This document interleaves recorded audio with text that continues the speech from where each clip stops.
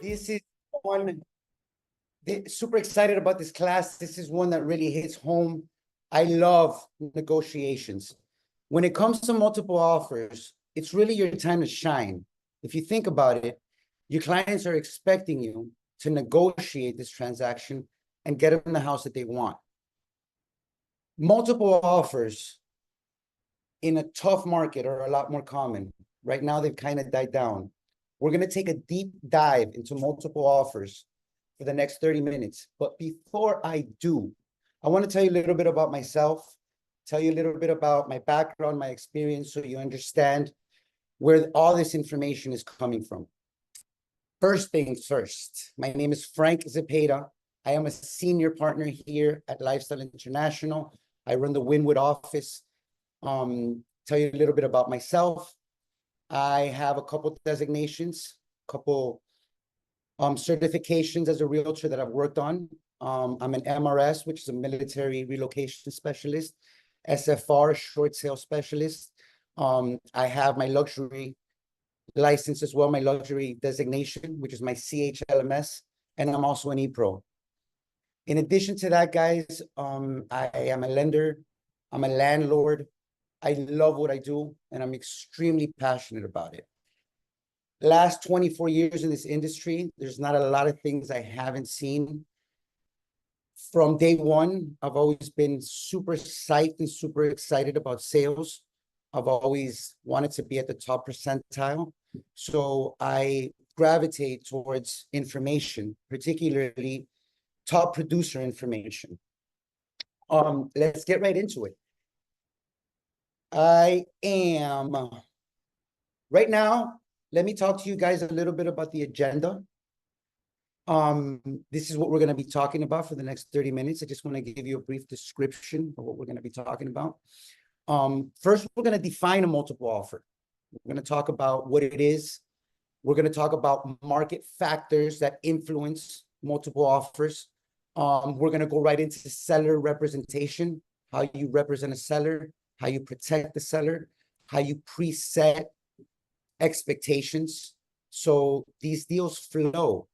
The last thing that you really want is to surprise anybody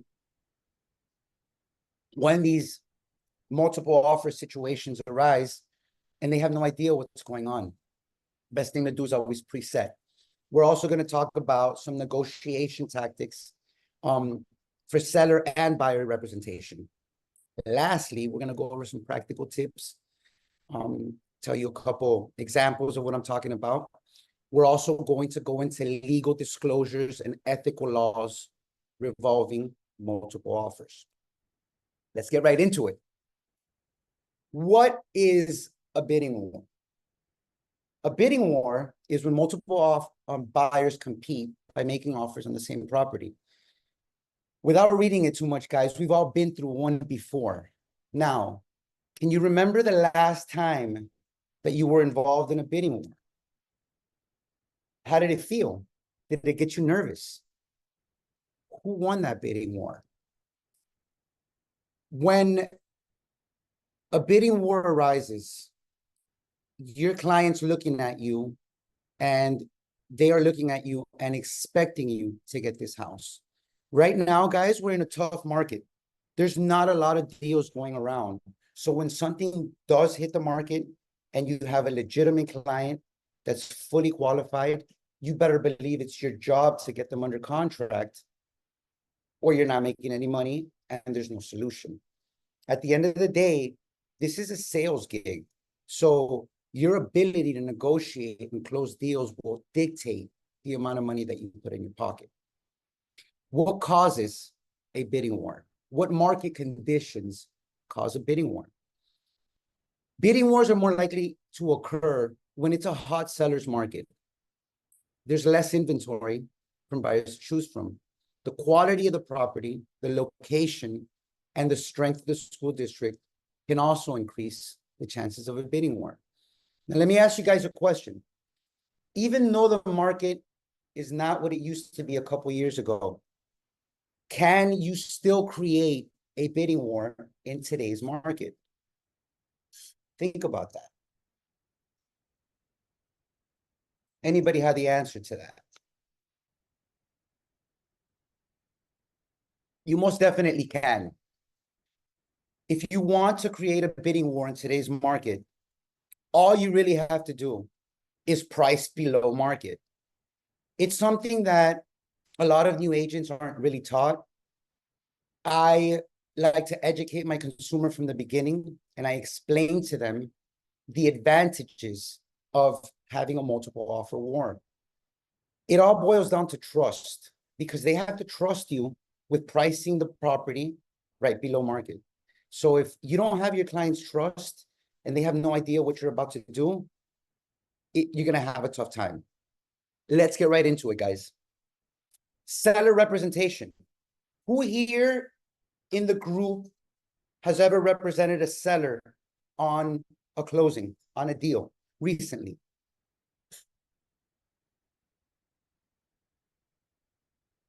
Personally, I love seller representation. I represent a lot of sellers, and I pride myself on pricing properties.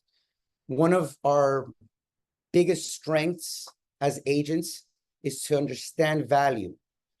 When we do understand value, we're able to price a property and cause these bidding wars. Now, when it comes to seller representation, I'm going to get into specifics on how to deal with the seller.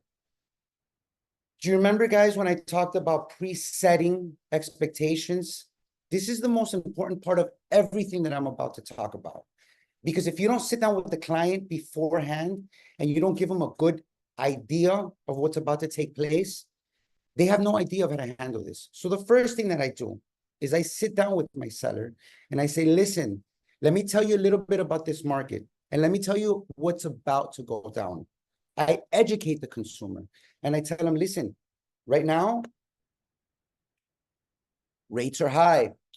We have one chance to make a first impression. So pricing is going to be important.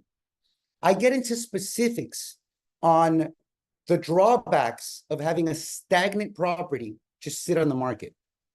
Can you think about that? Let me give you a scenario where new agents tend to fail. They usually start by representing buyers, but every now and then somebody will say, well, represent me on the sale. And new agents get very excited. They're like, all right, my first listing, here we go. Well, what happens? Seller sits down and says, I want you to list at this particular price. Agents like, but they say, well, this is what I want to start at. New agent almost gets scared and says, well, they're scared of losing the deal, so they list it on the market at whatever price that particular seller is dictating. Now, that's a big problem because the price may be off by a lot, but that seller may say, hey, you know what? Start high so we can negotiate and there's a little wiggle room. And to a new agent, that makes a lot of sense. Now, what happens when I'm representing a seller and I'm educating the consumer? I'm sitting down and explaining to him or her, I'm saying, listen, we have one chance to make a first impression. We need multiple offers. We want to be able to pick and choose from the people that are buying the property. Let's not waste any time. Let's price it below market and get these multiples. Then I get right into it. I talk about deposits. I talk about timelines. I say, look, we're going to look for a strong deposit. We're not looking for anything less than $20,000, and we're looking for a quick close. Then I go into explanation about appraised value and true value. Does anybody out there know the difference between appraised value and true value? It's a very important question.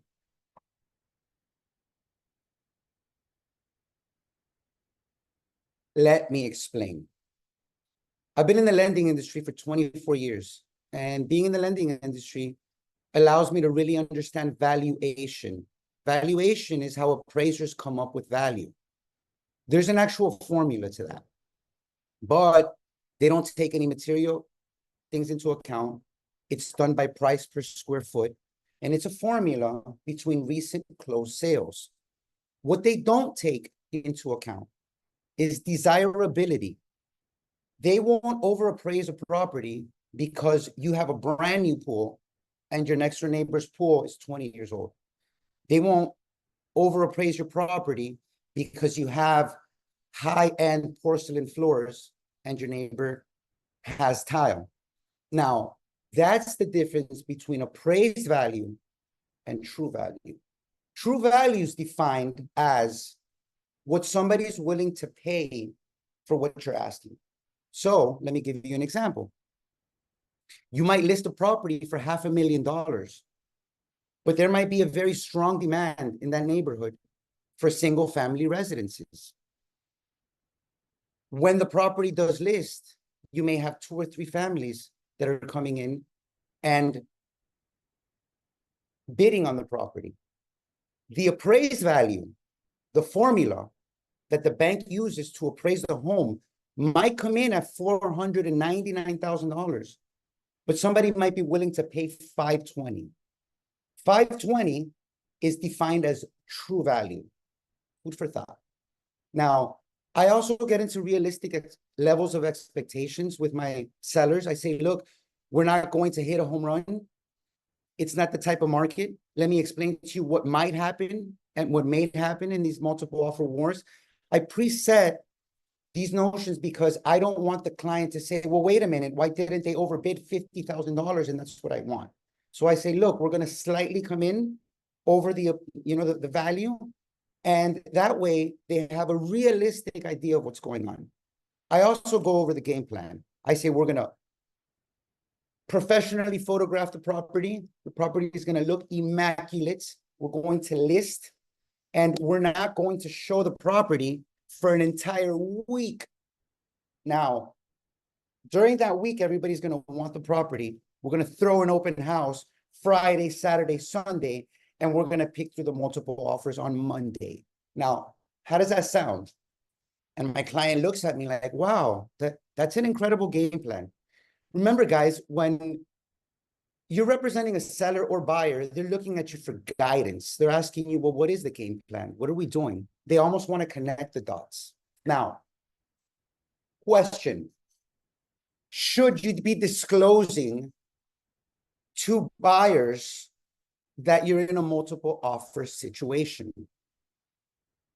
The answer is right down there. According to the Realtor Code of Ethics, Articles 1 through 15, realtors in response from inquiries from buyers or cooperating brokers shall, with the seller's approval, disclose the existence of offers upon the property. Furthermore, where disclosure is authorized, realtors shall also disclose, if asked, whether the offers were obtained by the listing licensee, another licensee of the listing firm, or by a cooperating broker. So what does that say in layman's terms, in English? That says, with the seller's approval, you're allowed to disclose not only that you're in multiple offers, but where the offers have come from. That puts you in a great place to negotiate, because by the time that the buyers are calling you and they're telling you, well, where do I send my offer?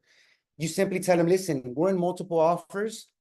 I'm going to send you a document, and I want highest and best by 6 o'clock tomorrow. And that usually gets them to come up. Now, that's for sellers, right? Any questions, guys, with seller representation? Is it pretty clear? This is the disclosure that you'll find on Form Simplicity when you're representing sellers to legally disclose that you're in a multiple offer situation. A lot of new agents don't even know that this form exists. And this is why I'm here to educate you guys how to do things correctly. This basically is a legal disclosure. In this particular case, Lifestyle International Realty, the seller, 1234 Apple Street. And it basically says that you're aware that the property's in multiple offer situations. This is the legal disclosure. it can be found on Form Simplicity. Any questions about disclosure or seller representation?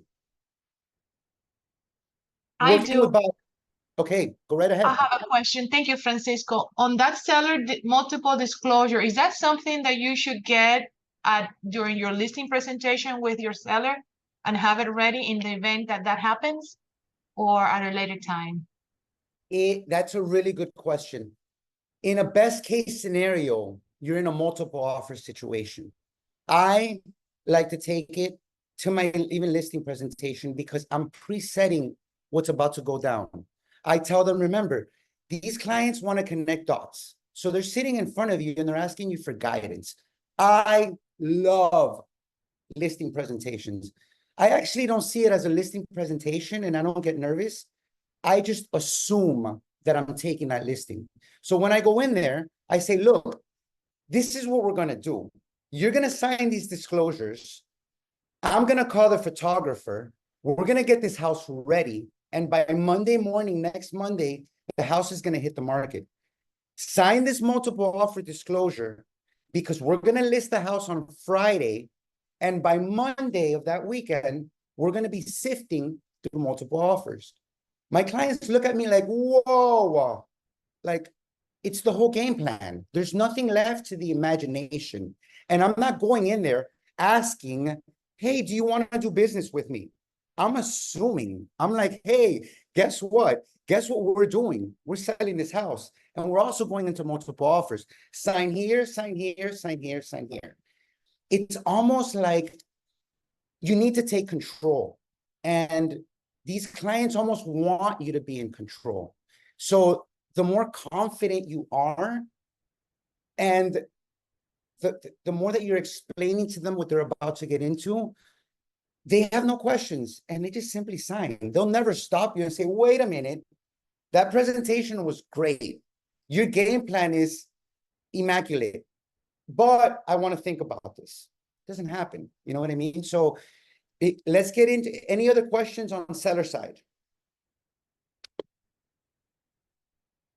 All right, let's get into buyers. Most new agents start with rentals, right? When I was a new agent, there was 2 years, all I did was rentals. And it's okay because you need to make money. You can't wish upon a star forever and say, well, I want to make $2 million. You got to start somewhere. And rentals are a quick grind. You know what I mean? They're quick and easy. You, excuse me, you learn how to deal with clients. You learn objections. You learn how to close people in a small way. Even though the deals are smaller, you're able to make money and put money on the, put food on the table for your family. So typically new agents start with renters, but right after renters, they start working with buyers. So buyers are typically the first list of clientele that you work with on multiple offers. So if you're a new agent out there, I want you to pay some really close attention to this because you don't want to lose a bidding war to anybody else. I pride myself on multiple offers. So when there is a multiple offer war, it excites me. It really gets me amped. And that level of excitement, I'm able to go back to my client and I say, guess what? We're in a bidding war. And that's great news because we're going to win. And they almost get excited because they're like, how are we going to win? Let me tell you guys the techniques and the strategies that I use to win, okay? First thing that I do, I educate the consumer. I get super excited and I say, look, we may get into a bidding war on this property that we've set an offer on. Right now, I tell them, rates are high. Nobody's selling. So the few good deals that are out there, the moment they hit the market, they're gone. So I tell them a couple things. I'm going to get into specifics on what we need to do in order to prepare ourselves for a bidding war. My clients ask me, well, what's a bidding war? And I say, well, look, some agents are really, really smart. They know what they're doing. So what do? Instead of taking orders from their clients, they actually price the property below market. And that creates a bidding war. Now, since you and I already know what we're looking for, Mr. Customer, since we already know what market value is in this particular neighborhood, when this property comes on the market, we're going to know it's a good deal. Let me give you guys an example. Say you're shopping for a townhouse in Kendall, and say it's a 3-bedroom, 2-bathroom, and say your client's maximum is $500,000. And they know that they can't afford a single family with a pool, but they know that a townhouse is exactly what they qualify for. Now, say 2 weeks down the line, a single family does come on the market for $500,000. And you and your clients are almost surprised because you're like, whoa, it's on the market. It's a single family. There's no HOA. It's in Country Walk, so it's a little far, but it's a single family home. So everybody rushes. And what happens? The listing agent says, wait a minute, you can't see the single family yet. And you're like, why not? And they're like, oh, because we're throwing an open house this weekend. And you're like, oh God, here comes the bidding war. Exactly as planned. What happens? You show up on Saturday all happy to show the property, and there's a line outside the house, about 6 or 7 families waiting to see that property. What do you do then? Right? What do you do then? That's the question of the hour. This is what I do. First of all, I educate the consumer and I tell them, look, we're going to win this war. This is a war, and we're going to war and we're going to win. Market conditions, rates are high, but there's still demand, I explain to them. Value versus appraised value. In order to protect the client, you have to explain to them what the risks are. Typically, if the appraisal comes in at a certain price and they're willing to pay for more, they have to be willing to come out of pocket with this particular difference. Your client may or may not be in the position to come out of pocket. So this is why I get into specifics. Analyze your client, analyze their position, understand the funds that they have to work with. This is part of the key strategies, guys. Also, explain to them about deposits and timelines. Guys, this is one of the most important parts of our job. When you're a new agent, you tend to take advice from your clients. Your clients tell you, put a $5,000 deposit. And my first couple of deals, I'm guilty. I did it. I put $5,000 as an upfront deposit. But what happens, guys, when you're in multiple offers, those are the first deals that get thrown to the side. Why do you think that as a listing agent, if I see a $5,000 deposit of earnest money, I would put that deal aside? Think about it. I want you guys to think. Because as you think, you're going to get those wheels turning, and you're going to understand what to do in these scenarios. Typically, I'm on the listing side, guys. I represent buyers, but it's not really my strength. I love to represent sellers. When I get an offer with a low deposit, it tells me that the client is not committed. And that's very important. Now, what happens? Typically, when you're working with an FHA, or you're working with a first-time buyer, or a conventional buyer that's putting 3 or 5% down, they don't want to put a lot of escrow money down. But guys, this money is going to come out of pocket anyway. So let me give you an example. If I have a client that's going FHA on a $300,000 property, and their cash to close is $25,000, my earnest money in that deal is $20,000. And why do you think I put $20,000 up front? First of all, the client's money is protected by an appraisal contingency. It's protected by a finance contingency and by an inspection contingencies. Those 3 contingencies protect my client. Now, since the client's prepared, I'm also going over the game plan, and I'm telling them, put all your money up front. All the money, the escrow money, is going to go up front. That's going to show the listing agent that we have skin in the game and that we're more than prepared. Also, the timelines are important. Guys, I try to do less than 30 days closings. I talk to my lender. I talk to my inspection company. I make sure that everything's going well, and I rock and roll with the deal.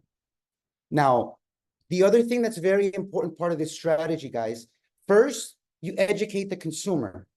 You go over value, you go over market conditions, you go over the game plan. Second thing that you do, guys, you call the listing agent. Why do you think it's important to call the listing agent? Think about that. First and most importantly, if somebody's going to do business with you, they have to like you.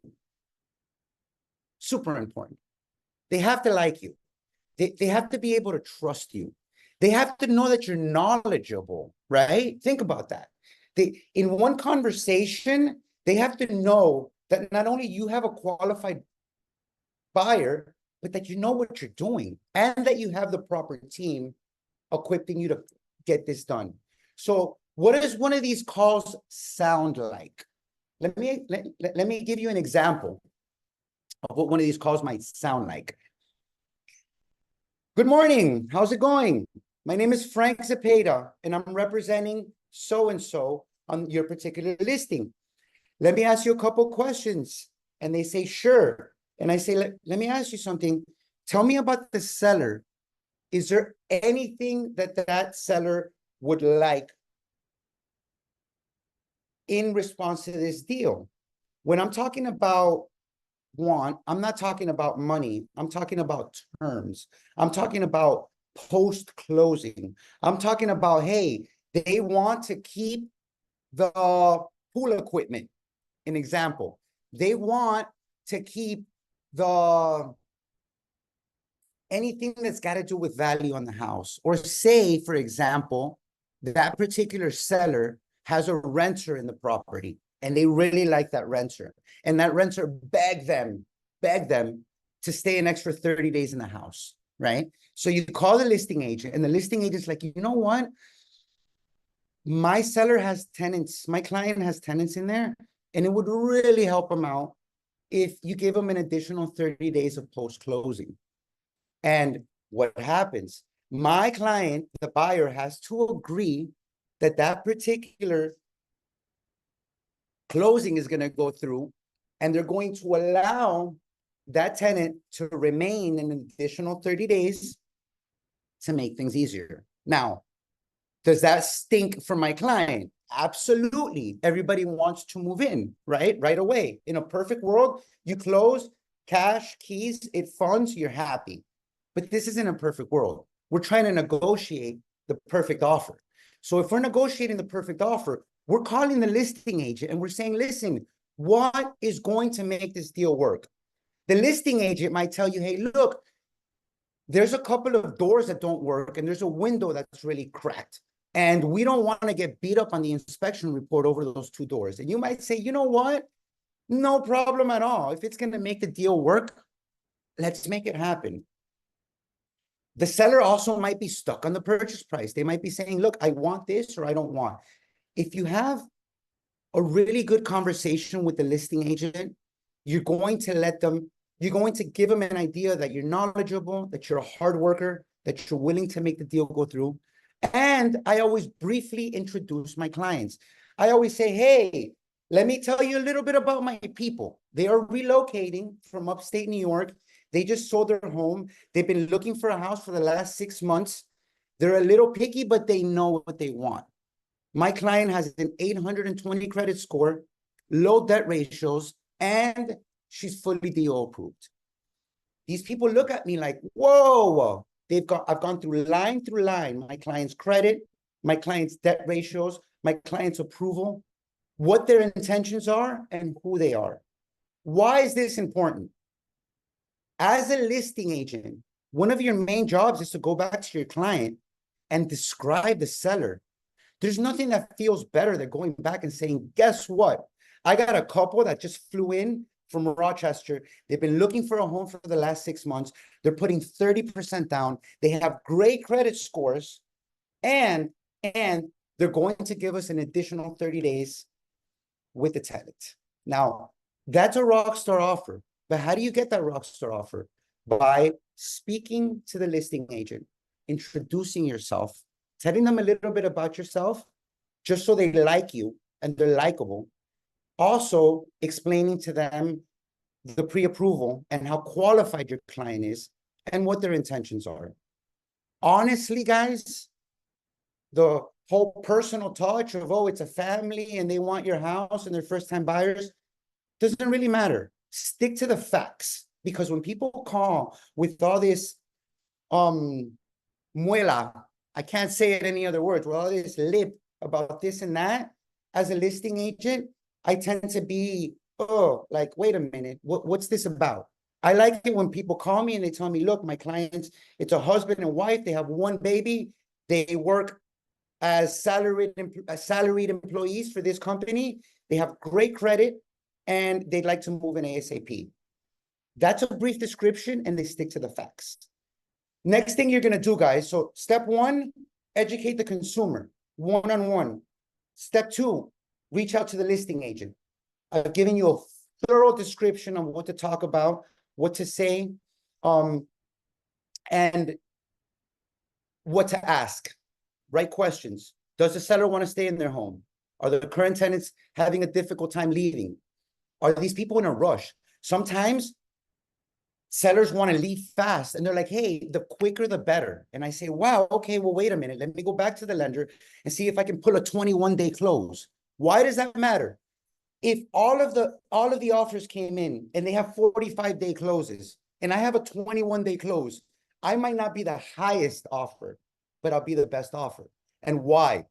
Because I probed and I asked the right questions to the listing agent, and I found out exactly what's going to make that deal perfect.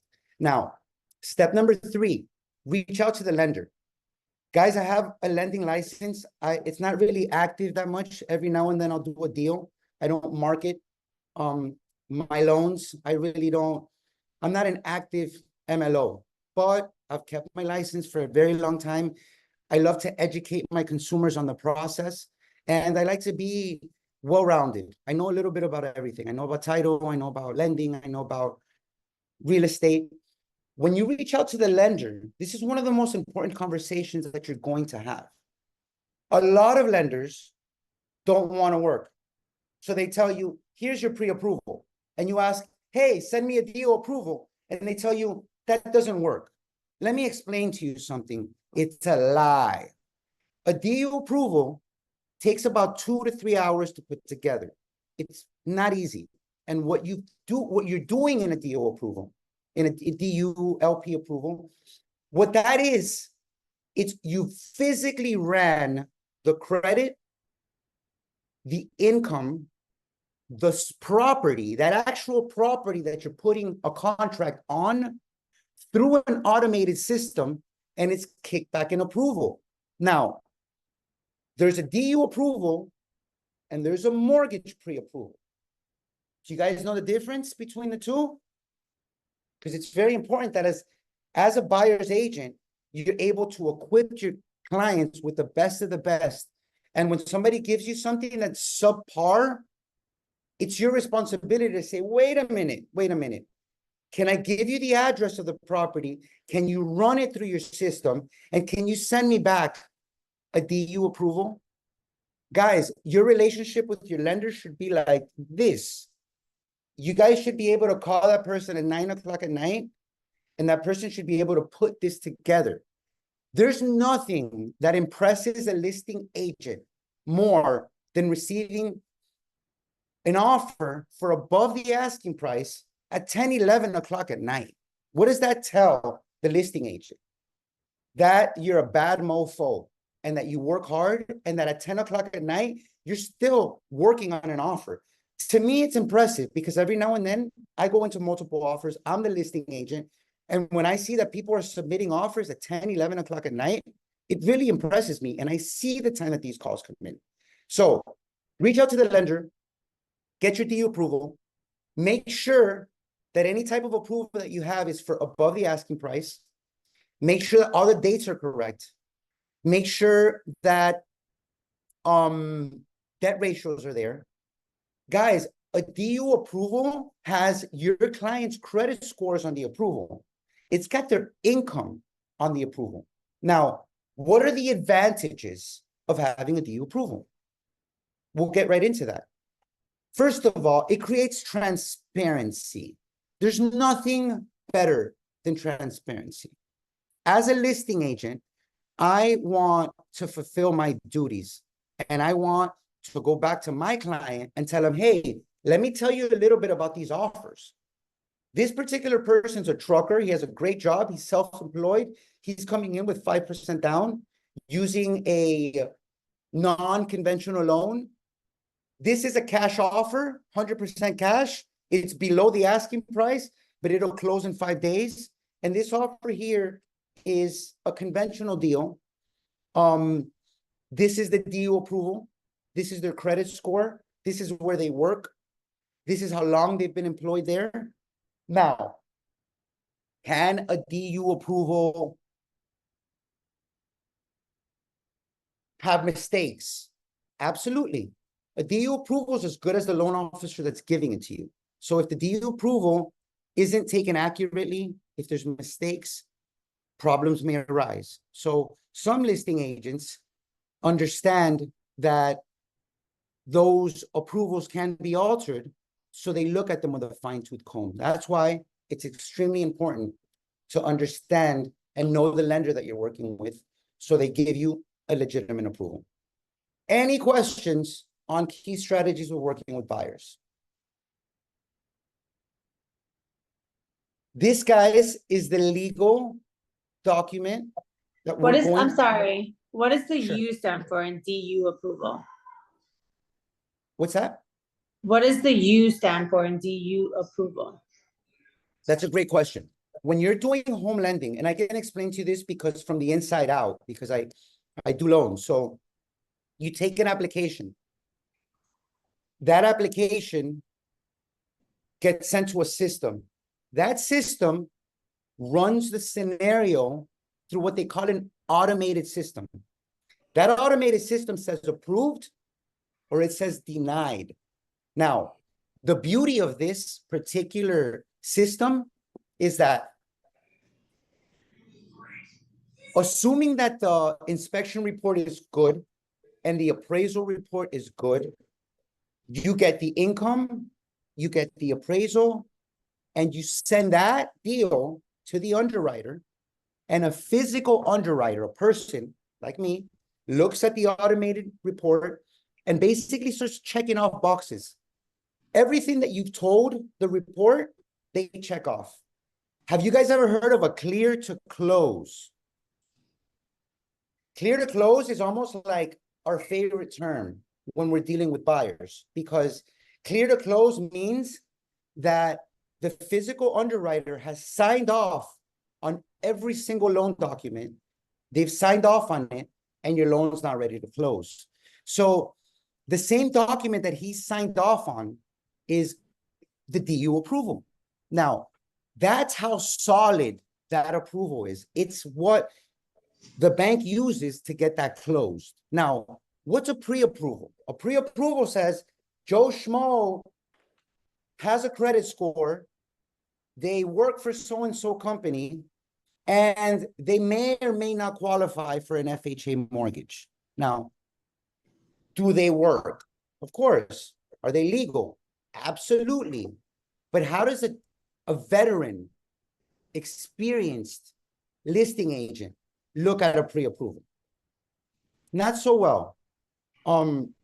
Whenever you guys, when you're dealing with first-time buyers that are using community funds, those 100%, hometown heroes, all of these deals that are difficult to put together, make sure that you're having a conversation with the buyer to understand, first of all, if they're capable of bidding on the property, if they have the funds to do this, if they're qualified. And with first-time buyers and anybody that's telling you, oh, I'm going to do hometown heroes or I'm doing 100% financing, it's almost your responsibility to reach out to the lender and say, please get me a DU approval. Because the last thing you want is to get to the finish line and then have an issue with the financing. You want to impress your client by getting the deal. You want to impress the listing agent by giving them transparency. And ultimately, what the listing agent knows is that as long as the inspection goes well and the appraisal goes right, or you have the funds to cover the difference, the deal's going to close. There's not a lot of factors that can influence the deal as long as that DU is put together correctly. Any other questions about DU, DO, LP, pre-approvals? All right, Morning. Guys. I have a question. sure. What is the best strategy to use in order to help somebody that has a low credit score to get pre-approved? I'm so glad you asked. Who's Roxette? Somebody just asked about a DSCR loan, right, on the chat box. Guys, I use that to my strength. I'll tell you an example. About 4 months ago, I got into a multiple offer war. I love duplexes. I love multifamily. I had a client from Canada, okay? She has no credit, has no income. She's retired, but she had a big down payment, right? A property comes on the market. It's a duplex. Since it's a duplex, there's a million people that want it. FHAs, conventional, everybody wants this duplex. I have no credit scores. I have no income. The lady's retired, right? So what do I do in this situation? This is where new agents try to get creative and they start writing letters, but the letters don't mean anything to people. Because if I'm a listing agent and I get a letter from a retired lady from New York saying she's retiring and she wants to buy your house, I can care less, honestly. I know that sounds rude, but it's the truth. I can care less. What I want is somebody that's competent that's going to close the deal. So what does Frank Zepeda do? Frank Zepeda calls the listing agent and I say, guess what? I know we're in a multiple offer war, but guess what? My client's going to win. And why is my client going to win? Let me tell you a little bit about her loan. I said to the listing agent, are you familiar with the DSCR loan? They said, yes, absolutely. And I said, well, if you're familiar with the DSCR loan, you know my client has no credit, so there's no credit check. My client has no income, so there's no income check. My client has 40% down, which is in the bank. And that's it. That's all we need. So the listing agent says, really? And I say, absolutely. Here's my full price offer. Here's my 21-day close. Here's my proof of funds, my money in the bank to show the 40%. Sign here, Mr. Seller. And honestly, guys, with that level of confidence, I was able to talk to the listing agent. The listing agent liked me right from the beginning. They heard my confidence in my voice. They knew that I knew that I was competing against FHAs. I also knew I was competing with a cash buyer. But guys, if you understand cash buyers, don't ever be scared of a cash buyer, because cash buyers never pay full price because they swear because they're cash buyers. So I've represented cash buyers and cash buyers are like, no, wait a minute. The property's on the market for $500,000, offer them $450,000. So representing cash buyers isn't necessarily something that you want to do. I tend to not get so excited when somebody tells me, oh, I have cash, because they tend to think that their offers are going to be so much stronger that they don't have to send full price. So what does that mean? That a well-presented full price offer can be a cash deal if the cash deal is significantly lower. And what do? I call the listing agent again, guys. As the buyer's agent, I call the listing agent and I say, listen, let me ask you a question. I know a cash offer came in, but is your client in a rush? And they say, no, my client's not in a rush. And I said, well, look, my offer came in substantially higher. So if your client takes the cash offer, yeah, is she going to close 15 days faster? Of course she will. But how much are those 15 days going to cost her? $20,000. Now, does she really need those 15 days or can she wait? And when I almost preset that to the listing agent, they're able to go back to their client and say, look, I just spoke to Frank. He brought up a very valid point. Although that offers cash and it closes in a week, his closes 2 weeks after that, and it's $20,000 more. In addition to that, his client has no credit verification because they have none. It's a DSCR loan. And all they need to do is put down their down payment, because this DSCR loan is an investor loan, which makes it super simple to close. Guys, I won the war. My client closed. The address is 17200. I forget it right now, but hold on a second.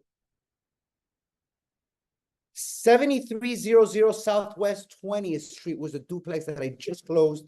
Multiple offer war. Super proud of it. You know what I mean? DSCR loan, no credit, no income. But guess what? I know what I'm doing. So I want to equip you with what I know. So next time you get into a multiple offer war, you know how to handle these like a veteran, not like a new agent, but you're able to put these together. Now, any other questions about dealing with the buyers? Just want to add that the 40% is a little bit high as deposit, right? What if the person doesn't have the 40%, like the person has like 10% and a I'm bad glad credit score? I'm glad you asked. This particular client, a DSCR loan is done based on two different things. First of all, they don't look at the client's income. They look at what the property is producing as income. Second thing that they do, they verify a big down payment. So their philosophy is, wait a minute, if you're going to put 30%, 40% down, you'd have to be an idiot to not pay the mortgage. And it's true. Think about it. If you have so much skin in the game, why would you walk away from an investment? So their loans close quick. Now, your scenario is a little different, right? You have a 10% borrower. Tell me a little bit more about the borrower. It is just a scenario, just in case, you find something like that. I love to talk about their strengths. So if my client has a low credit score, but a great down payment, I make that shine. I grab a bank statement, I black out the account numbers, and I add that to the last page of the offer. Because I want the person to know that we have the capacity to close. That's important. So instead of relying on my client's weaknesses, like their credit score, I count on their strengths. And I say, look, this is the offer. My client's coming in with 10% down. They have full capacity to close. This is their proof of funds. How do you know, guys, when you're competing, then you're going to be competing against three hometown heroes, and these hometown heroes have $5,000 in deposit, and they have 45-day closes. And then they're looking at your offer. Your offer is full price, 21-day close, and although your client's credit's not that good, your down payment's 10%. The way that a listing agent looks at it is like, wait a minute, we have 5 people that want 100%, so they have no down payment. And then you have this person who has 10% down. The way that they see them, even though their credit's bad, as a listing agent, that person with 10% is more prepared. They're more prepared. And I prefer working with people that are prepared than people that are just begging and asking for something that at the end of the day may or may not work. Now, any other questions about that, or are we good? Thank you so much. All right. Buyer's continuation. Now, guys, after you've done the last things that I was talking to you about, remember, reaching out to the listing agent, we're connecting with the consumer, we're connecting with the client, we're educating the consumer. Second thing that we're doing, I'm going to keep these back to your face, we're connecting with the listing agent, asking them the questions, asking them what they need, being likable, being professional, explaining to them that you're willing to go through whatever it takes to get this deal done. Then you're connecting with the lender, right? Connecting with the lender, the approval. Hey, are the timelines okay? Hey, can you send me this? Can you send me that? Hey, are you available for a 3-way call? Maybe we jump on a 3-way call with the listing agent just to make sure that that person knows that they have a competent lender on the other side. Look, I've been on the listing side, and I've had really smart listing agents that call me. I mean, buyer's agents that call me, and they're like, hey, is this Frank? I said, yeah. And they say, Frank, I have Ashley on the line. And I'm like, who's Ashley? And they're like, hey, this is Ashley from so-and-so mortgage. Frank, we know we're in multiple offers. Let me tell you a little bit about my client. Ashley goes into blah, blah, blah, blah, blah. My client's DTIs, my client's credit score. I ask Ashley a couple questions, and guess what? Nobody else was that smart, right? Everybody else sends me a pre-approval. So who do you think I'm gonna want to work with? Think about that. Who has gone the extra mile to make sure that I know that I'm working not only with a competent agent, but I'm working with a competent team? Now that's important to me because as a listing agent, it's not just important that I'm working with an agent that's hungry. I want to know that the lender on the other side knows what they're doing. So a quick 2-minute conversation between you, the listing agent, and the lender can clear up a lot of things. Now, if your lender's too busy, if your lender doesn't want to jump on a call, fire your lender. Call another lender. There's a million lenders. There's going to be a lender that's super excited about having this conversation with you, excited about throwing your open houses. And remember, guys, home lending, just like title companies, just like inspection companies, are your choice. So you're either working with a rock star team or you fire them for a rock star team. That's the way that it goes. You have options, right? Okay. This is my favorite part of this entire working with buyers. Preparing the best offer. Now, first things first, come high or don't come at all, right? Some people teach the same class. You'll watch a million YouTubes on write a personal letter, take a picture of the family. What if the seller just got divorced? What if they don't want to see a family, right? What if for some weird reason that person doesn't like Hispanic people and your family's Hispanic and you send them a picture? Could happen. What if they don't like Asians and your family's Asian and you send them a picture? I'm talking real, guys. We're in sales. So I'm telling you realistic ideas of how to get this closed, not what you YouTube and what would happen in a perfect world. Because in a perfect world, if you were to put a picture of your clients in a family and you send it to them and they feel all great and you get the deal done, it highly unlikely. Completely highly unlikely. Let me tell you what'll get the deal done. This will really get the deal done. One, bottom line. The bottom line. Sellers are focused on the bottom line. Now, the question of the hour is how do I go high and protect my client? Two things. First, I'm going to get into time of acceptance, which is really important. When you prepare the perfect offer, you give the seller enough time to think about that. 2 or 3 days, but not too much time after that. Second thing, an appraisal contingency. Does anybody out there know what an appraisal contingency is? Anybody? Anybody have a clue of what an appraisal contingency is? Can you explain the appraisal contingency? Because I have a couple of questions on that. Well, one of my deals. Sure. An appraisal contingency, guys, is a document that protects your client from overbidding. So what happens? You say, in an example, let me give you guys an example. Remember that townhouse that I told you about in Kendall? Townhouse comes on the market. They're asking $500,000 for that townhouse in Kendall. You walk outside, you see 5 families outside that house, and you're like, oh man, what do I do? Right? You know there's going to be other offers because as you're walking the house, you see other ladies like this. You see the dad happy. You're like, yeah, the dad's already talking about where he's going to put the couch. So you start sweating and you're like, oh man, I got some competition. You're like, wow, what am I going to do? What I do is if the house is on the market for $500,000, I'm going to come in and say 520. And they're like, 520. I'm like, yeah, 520. But the home must appraise minimum X amount of dollars. What the appraisal contingency does, guys, it protects your client from them having to way overpay. Because what happens? If the property appraises for 480 and you're under contract for 520, your client has to come out of pocket with 40,000. So what an appraisal contingency does is it protects your client and it says the minimum that the property is going to be appraised for is $500,000. So what that does is that protects your client that on a worst case scenario,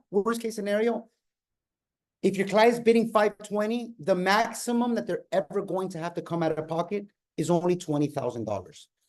An appraisal contingency is a protection. Now, if the property appraises for full price, that appraisal contingency dictates how much protection you give your client, if that makes sense. Do you have any other questions about the appraisal contingency? Because I want to make sure that we cover that correctly because it really protects your client. Yeah, so I have a question. So this listing agent is telling me that, oh, I don't need to do one. Because I was telling him, all right, so my client put in an offer, they counter offer for much higher. So I told them, according to the comps, I don't think the house is going to even appraise for that much. Right. So Like a smart I agent, said, like a smart agent. yeah, so I was like, my client don't mind paying a little bit, but if the property don't appraise, it's a conventional loan, I don't think the loan is going to close. So I want to do when he countered, I said, so if we do this price, I'm going to do a appraisal contingency. He was like, oh, because I don't want my clients to lose their deposit. If they decide, I don't want to pay, if that house is not worth that, I don't want to pay extra. He was like, oh, don't worry, you don't have to do it. Your client is not going to lose the deposit if they go with the counter offer. I'm so glad I'm doing this class, guys, because new agents are a big liability for us at Lifestyle because a lot of new agents don't know what they're doing and they don't educate themselves like you guys are doing right now. They wake up late, they don't educate themselves, and that's a big liability for us as a company because we want our agents to be as smart as possible and as knowledgeable and to protect their clients, right? Of course, a listing agent is going to tell you not to put it because it's in their best interest. They want to be able to have your clients and to be able to dictate where your clients are going to have full control. You are most definitely putting your client's deposit up for risk because in the event that that property doesn't appraise, they have signed a document saying that they are committed to that amount.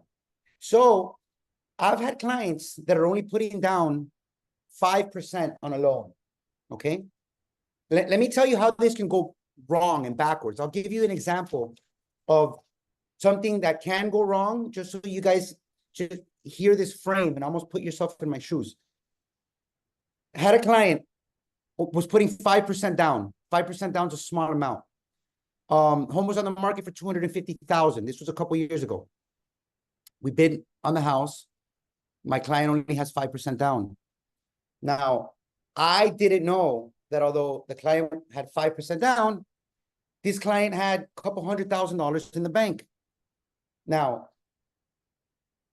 because I put up an appraisal contingency, the amount that she needed to come out of pocket with was only about $15,000. But if I had it, she had the money in the bank.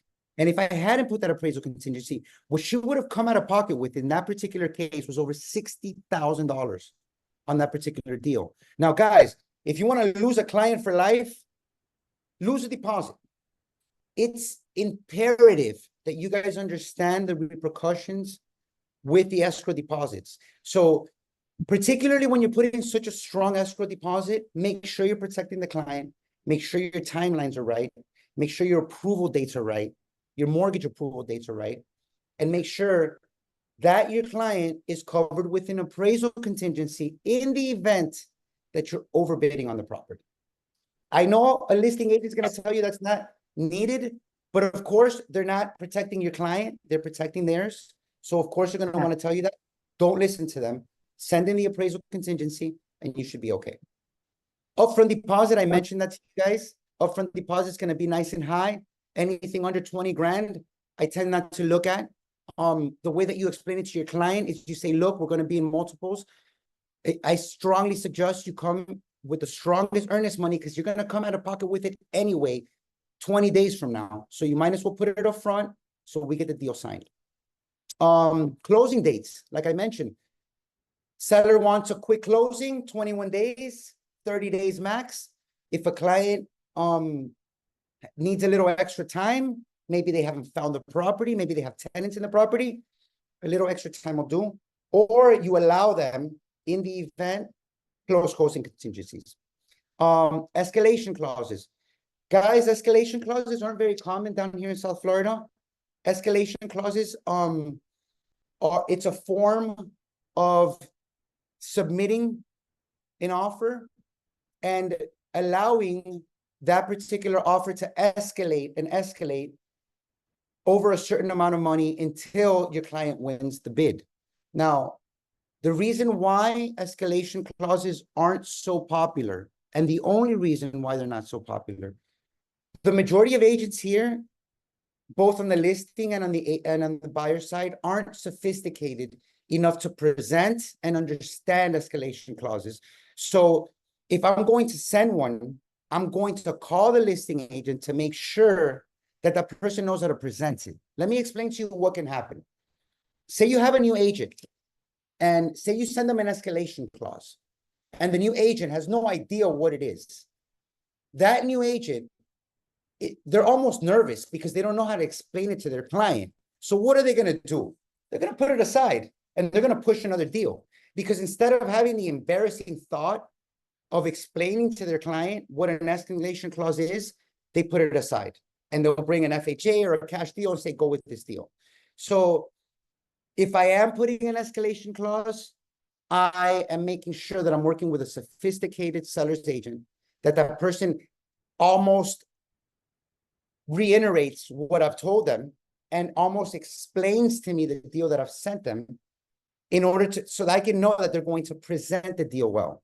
And guys, I take such a long time in talking to the client, because in talking to the seller's agent, because I understand that the seller's agent's one and only job is to present offers. And the more in tune he is with your offer, the more he knows who you are, the more he knows who your clients are and what their intentions are, the easier it is going to be to present it. Now, closing contingencies. Say it's 20-day post-closing. That's what I mean. Say that the clients need a little extra time to look. Closing contingency will say, buyer will pay X amount of dollars of rent on the property for up to 2 months in the event that they need to stay a little extra time. Everybody signs off of it. Everybody's happy. Deal closes. Any other questions on buyer's continuation? Okay. Guys, I always like to end these with a good quote. A good plan executed now is better than a perfect plan executed next week. What does that mean? So many times, so often, we're always like, we want to perfect. We want to jump on video. We want to jump on camera, but we're like, oh no, we need the perfect background. Oh no, we need the perfect day. Oh no, we need the perfect client. Go out there and do it. Go out there and execute. Right now, I brought you up to date on what it takes to present a perfect offer. I want you guys to take this information and get excited about it. Really, go out there and represent your clients to the fullest. Protect your clients. Make sure you're using ethics. Make sure you're using law. And good luck with everything. Any questions, guys, that we have on this topic? Well, thank you for your time, Frank. Thank you, Frank, so much. Great. Thank you. Guys. I love your energy. Thank you so much. I really appreciate you guys taking this class. I'm going to be teaching a lot more, so I'll be throwing random topics out. And I really appreciate you guys taking the time to take this class. God bless you, and I'll see you guys soon. Thank you. Thank Thank care. you.